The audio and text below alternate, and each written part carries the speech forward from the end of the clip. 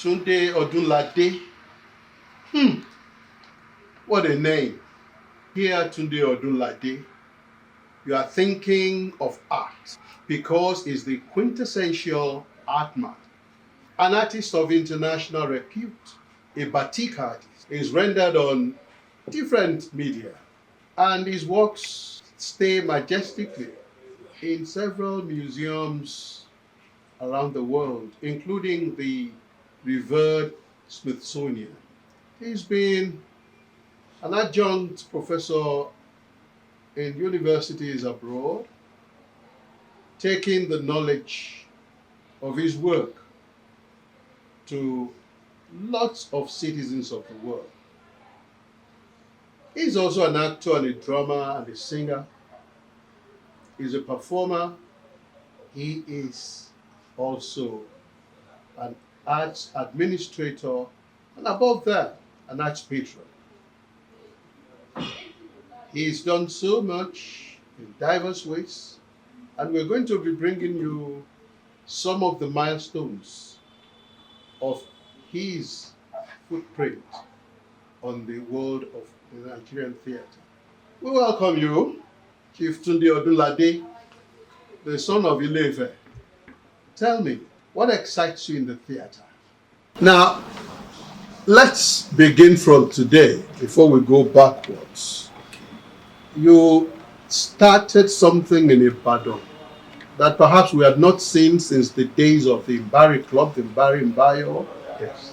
in Adama Simba. Yes. And that's providing a fertile ground where people can come, people of diverse interest in the arts. Yes. And that's the Tunde Odunlade Arts Gallery Yes, sir. in the bustling Ibadan metropolis, Bodija to be precise. Yes, sir. What did you think you missed that you wanted replicated here? Thank you very much. Anything art, culture, and ultimately tourism, Ibadan has always been the center. Lagos was to reflect when Ibadan was really, the place where all these cultural and artistic development took place. Mm. You just mentioned Mbari Club. How do you talk about development of art, the roots of art in Nigeria, and forget Mbari Club, when the likes of Professor Wole Soyinka, Professor Chinua Achebe, Demazin Woko, Professor Bruce Onobrapeya, Chief Odunlade, Chief Uyibaya, Okigbo, and a host of others brought themselves together here in Ibadan at Adamasigba Mbari Club to start what will become the contemporary art and cultural development of Nigeria. And that took place back in the early 60s, to be precise, started in 1961. And ever since, those who become stars in art and cultural practice in the country pass through this section of Ibadan. And after that, what do you then see happen? Ibadan then became a place that, that appeared nothing was happening. And yet there are lots and lots of artists. And when I say artists, I mean artists in all its ramifications. Visual artists, performing artists, literary artists, even architectural artists. Because Demazin could domicile here. And so, but because there was no space where everybody could come together, apart from the University of Ibadan, the Ibadan Art Renaissance at the point, Ibadan Art Renaissance came at a point and came and went. And so every now and then you have these groups of people coming together, and before you know it, they disappear again like a moonlight trick. And yet, this is a place where who is who in the Nigerian contemporary art had its roots. So I said to myself, can it continue like this? And I'm one of those who don't like, complaining. I don't join the bandwagons of complaining. I just act.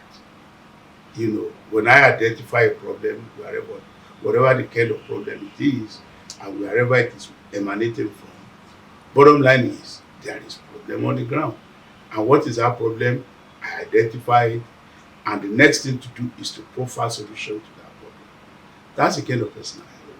So when I saw that Ibadan deserves more than it's getting in the cultural and art milieu ambient of Nigeria, I said, we need to do something.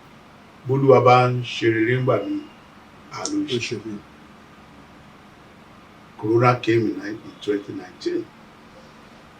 I returned to Nigeria right around that time. And we thought it was something that would come and go in 2 months, 3 months. But we were wrong.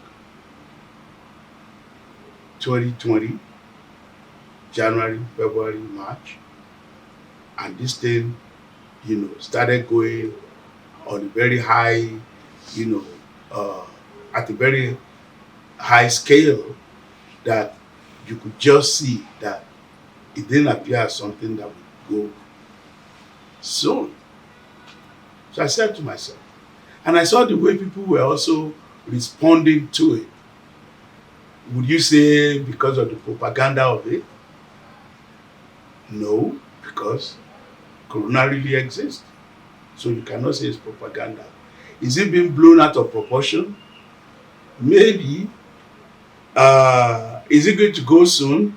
Doesn't appear to be so. So must we then remain in our cocoon?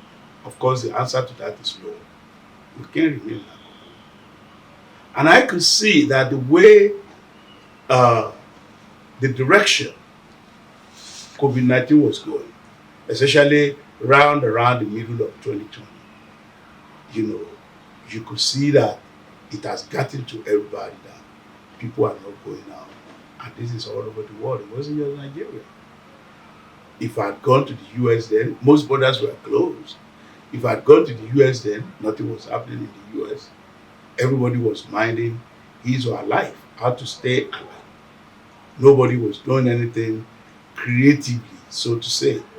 Nobody was doing anything other than minding how coronavirus will not sweep you off the ground.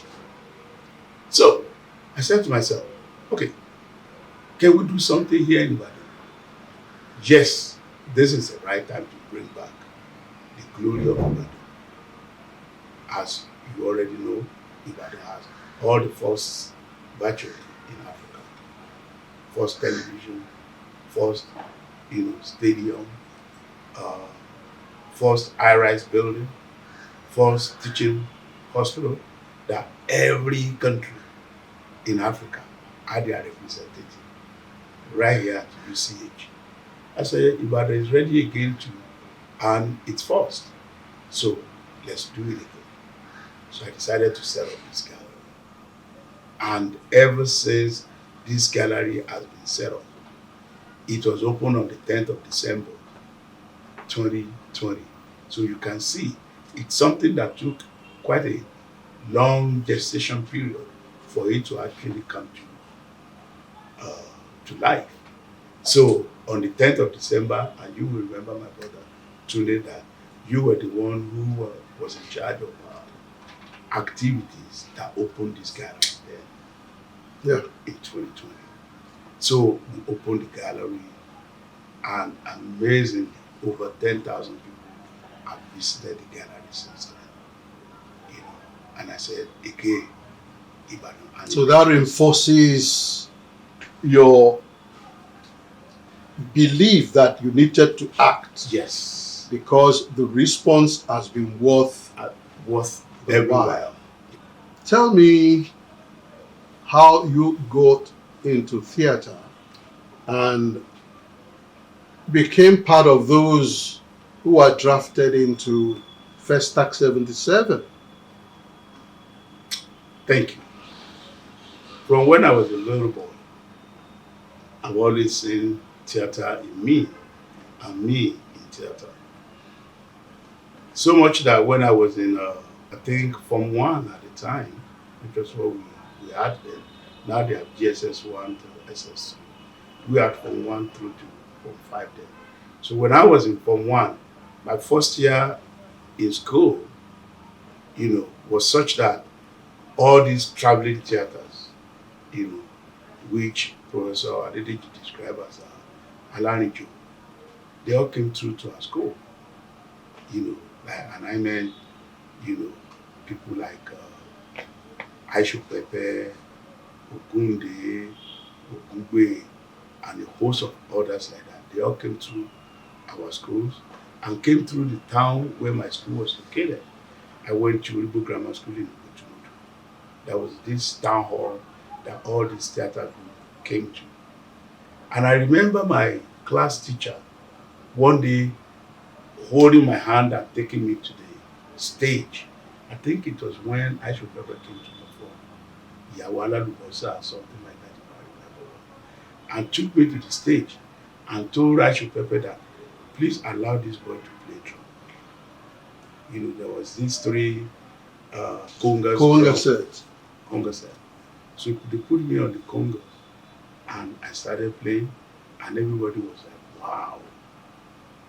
So I knew right away, right from the onset, that there is theater in me and I can see myself in theatrical performances, in the future.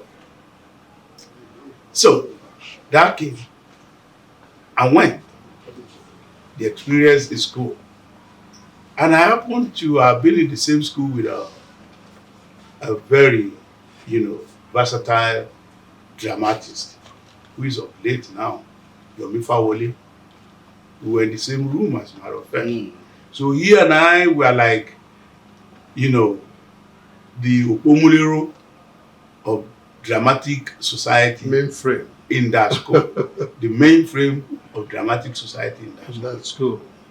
So all of that experience, and after that I went back to Ife to do my training as a visual artist, first and foremost with Mr. Yinka Adeyemi, which kind of placed everything on my lap in terms of studio practice. And after that I joined the University of Ife, now OAU, experimental school that was founded by Ulibaya and then funded by Ford Foundation and several other foundations like that. So I did a... Ulibaya really had a lot of impact on the growth of art. His creative... Not just art, theater. Theater to be... He did a lot to yes, he did. Push that. He did. And in fact, maybe we will still come back to that. The Mbari that metamorphosed into Mbari Nayo. Of course, it was part of the funding that Ulibaya was attracting that brought about the Mbari Club in Ibadan. And with Odunlade on his side, Odunlade took the name Mbari and ran with it, turned it into another Yoruba word. So we will go back to that. After my training at the workshop that the University of Ife organized then I came to Ibadan and joined the Adimolo Onibukuta group. And of course, Adimolo Onibukuta group was an associate of the Department of Theatre Arts, University of Ibadan. So I just, gravitate towards that. And here we are, my interest in music, my love for theater, became possible. And with that, I was able to... This was after secondary school? This was after secondary school. And after my training as an As artist, an artist. in So an this art must have been studio, around 73, 74, 75. 75 was when I finished the If University of Ife training. Then came to Ibadan to join Ademola Onibokuta. Onibokuta. That was 76 to be precise. Mm. The very day Muritala was killed. February 13. 1976. That was the very day I relocated to Ibadan and joined the Onibokuta group fully. I've been going back and forth, but this was the day I decided Ibadan is the place to stay, to live. You are relocating. Relocate. So I was, then I became part of the story of Onibokuta group, which was then called Ademola Onibokuta and the Gods University. And of course, Ademola Onibokuta group was part of the story at the Department of Theatre Arts, School of Drama. So I was able to gravitate to that and took part in a lot of departmental productions. Helped a lot of. And you recollect any? Oh yes, I recollect taking part in Iniyo. Shomoye, if I remember well. Right. Dipo Shomoye directed it, and I was in charge of music, for that. Then John and his brother, which Kofi Akobi, directed for his final project. Then one other one by Zulu Adigwe, and of course, the play by Uncle Tuji Ilano and then Uncle Jimmy Sholanke.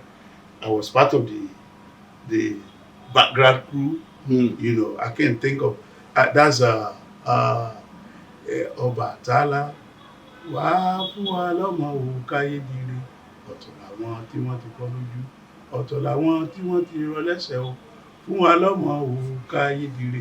Day of the Deities. I took part in that and several other productions right in that. So it was easy towards the end of 76 when they were recruiting, when they were auditioning for Langbodo to be the drama entry for Nigeria during Festac.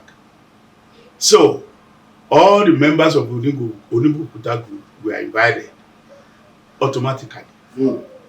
And they just had some audition for us, and we all passed the audition because everything they needed was in us. Acting, music, whatever. So I got into that, group, and we started rehearsing in Ibadan. Even though I had a house, living, job, but they still felt like that we must be calmed, in an hotel.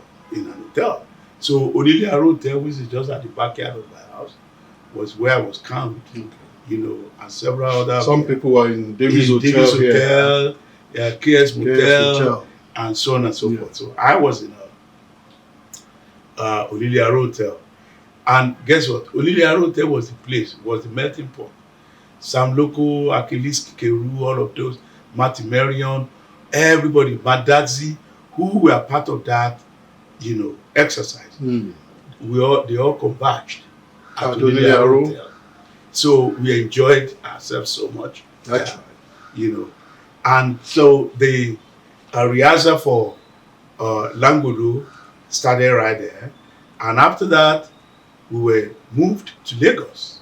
First, we were moved to University of Lagos, and we were staying in some of the hostels, before Festac Town was ready. So by the time the Festac Town was ready, which was towards the end of 1976, we were then moved to Festac Town, and they gave each one of us a flat, and which we were made to understand that was going to be our own, property. Who made you to understand that? Yeah, the company, the National Drama Troupe management, told us that we are going to, each one is going to own his or her own apartment. But what then happened? At the point, the way it happened was we had some members of the troop who were civil servants or some, workers in their different states, of which they were being given 2 naira per day, in addition to whatever their salary was, wherever they came from. But some of us who were from the private sector, we were put on scale, and I think I was on level 8, step 6, whatever, I can't quite remember. So some of those who came from these different places, when they put their 2 naira per day together with their salary from wherever they came from, they could see that they were being underpaid. Even Ebenezer, who was the smallest among us from Ihiala, one of the Okachama of Ihiala dancers, that you want to call the Atilogu. Ebenezer, I think, was on level 8. He must have been about 10, 11 years at the time. And my friend Tokumbo from Kwara State Art Council, put everything all together. He's still not handling the same amount as Ebenezer was handling. Because he was on level 6. Because of what level 6 where it was coming from. So this then became, problematic. And these people started making, noise. They started complaining that, look, no, you cannot.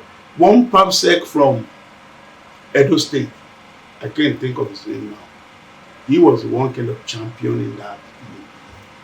And this started happening after FESTAC had ended. FESTAC began in January 15 and ended in February 12.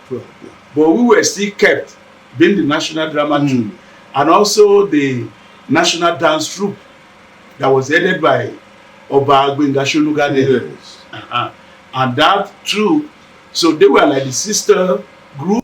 That point where the intrigues were setting in at the plan to start the National Dance Troupe and the National Drama Group is a good place for us to stop today.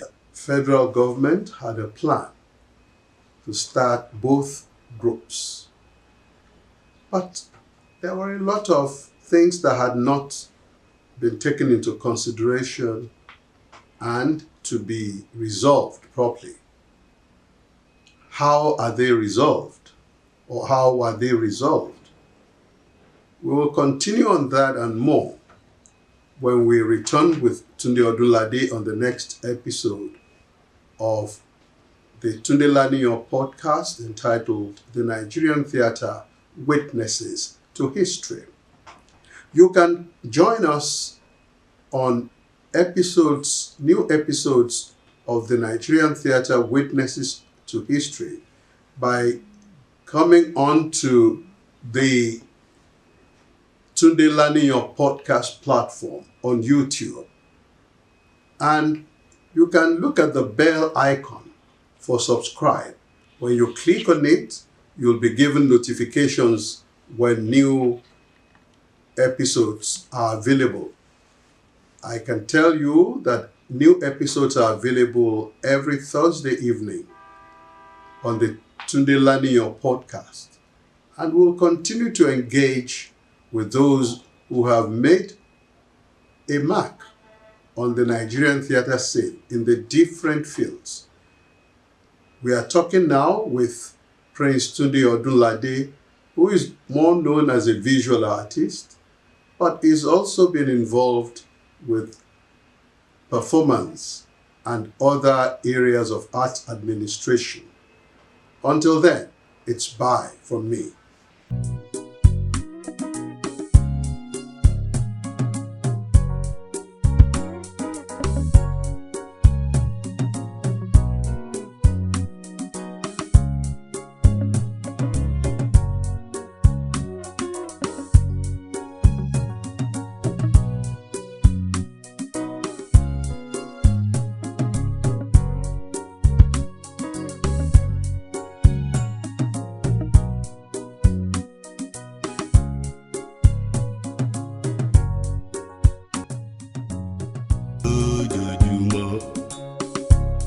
máa múnú mi dùn. Jẹ́ńjẹ́